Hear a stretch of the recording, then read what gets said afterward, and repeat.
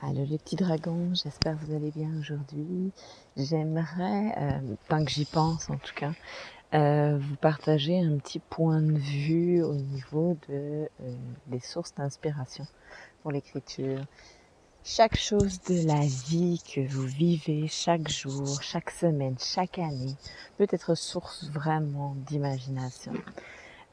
Chaque événement douloureux, joyeux, ou peu importe ce que vous traversez dans la vie, peut donner suite à une production littéraire, à un dessin aussi, je suis bien d'accord, les musiques, tout peut être source à écrire.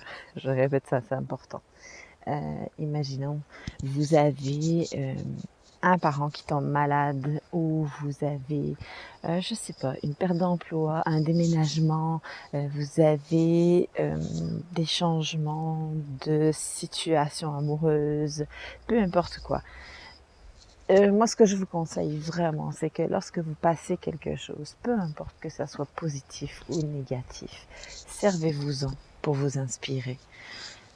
Ce que je vous conseille aussi, c'est que quand vous vivez quelque chose, un sentiment intense, prenez des notes.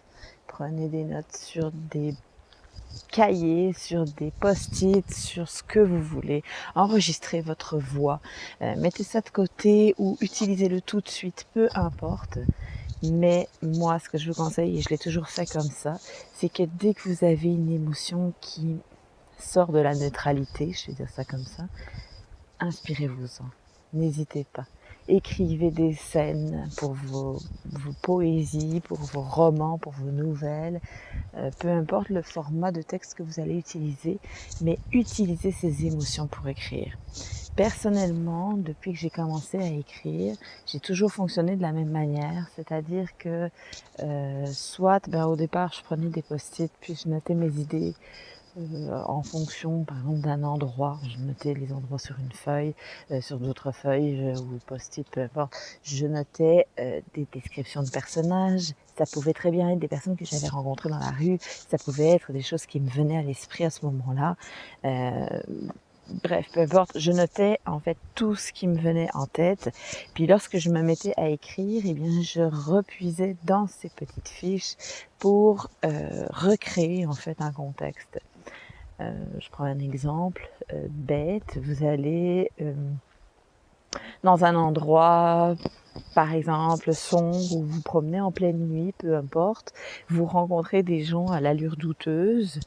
Vous savez, parfois quand on se promène le soir, les gens sont parfois un peu bizarres. Puis ça a donné lieu à des scènes comme des chevaliers, pour la saga d'Amendine par exemple, des chevaliers qui se retrouvent à l'entrée d'une grotte et qui croisent des créatures de l'ombre. Ça donne lieu à aussi des scènes intenses au niveau amoureux. Ça peut être simplement une relation avec un enfant où vous découvrez les joies vraiment de voir un sourire, une spontanéité, une naïveté. Bref, comme je vous dis, tout est bon pour alimenter votre imagination. Donc, lorsque vous faites ça, donc moi je faisais ça au début. Au début, je notais tout sur des petites feuilles. Puis je reconstituais des scènes lorsque j'avais besoin d'écrire. Puis avec le temps, j'ai adopté une autre technique, c'est-à-dire que lorsque je vis quelque chose de fort et qu'il m'est possible d'écrire, on s'entend, hein, lâchez pas tout, lâchez pas votre famille, ou lâchez pas vos amis ou autres, lâchez pas votre travail pour dire hey oh, là j'ai besoin d'écrire là. Non, ne le faites pas comme ça. Mais lorsque vous avez l'occasion, que vous êtes chez vous, que vous vivez quelque chose d'intense, écrivez en fonction de votre émotion du moment. J'ai constaté que, admettons, vous vivez... Prenons un exemple. Vous vivez, par exemple, un moment très joyeux avec votre enfant.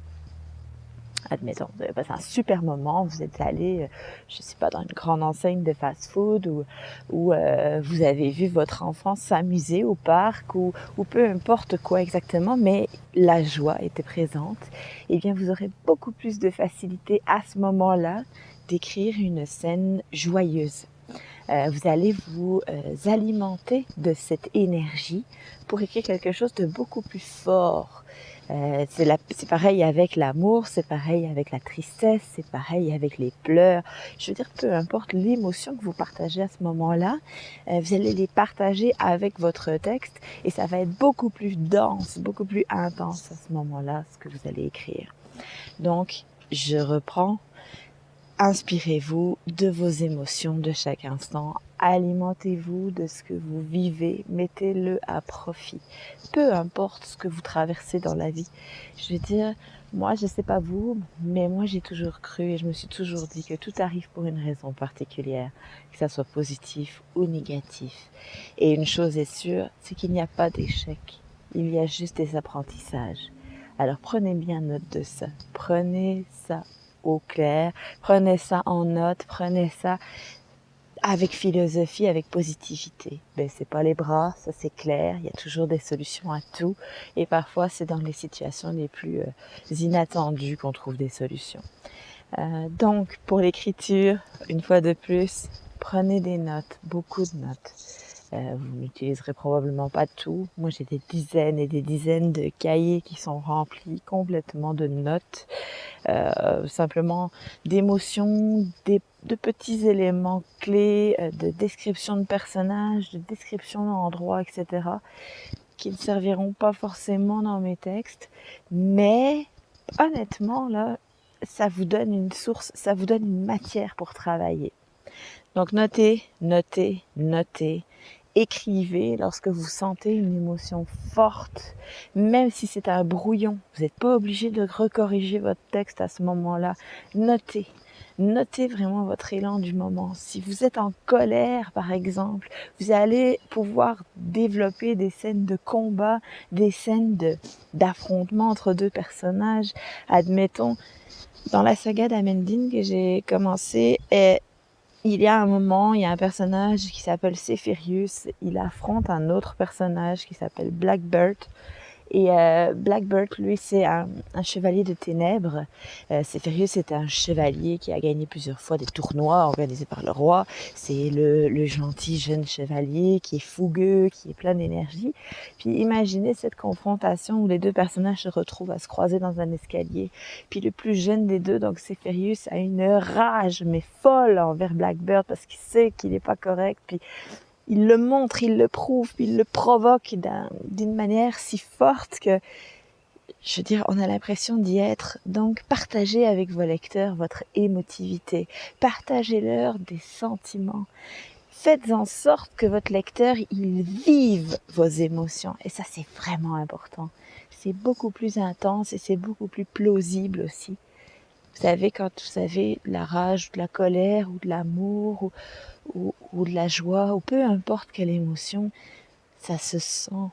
Quand vous écrivez ça, que vous le partagez avec vos lecteurs, vous avez toujours une intensité derrière. On sent tout de suite le vécu. Je ne sais pas vous, mais moi, ça m'est déjà arrivé de lire des textes et de me dire « Ah, waouh !»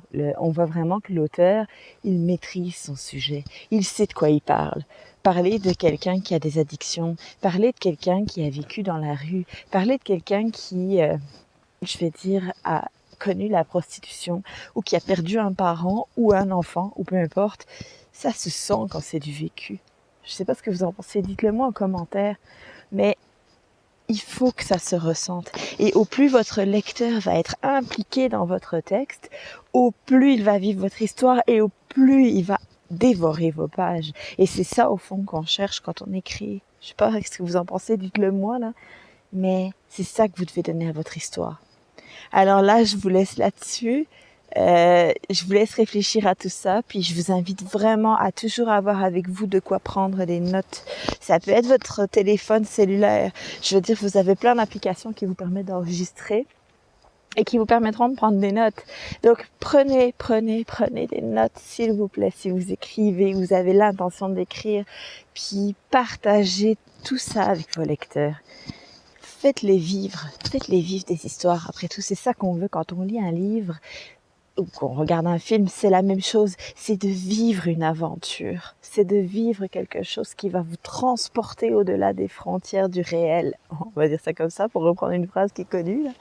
Mais faites-les voyager. Faites-le faites-le avec engouement, faites-le avec amour, avec passion, puis faites voyager vos lecteurs. C'est vraiment important.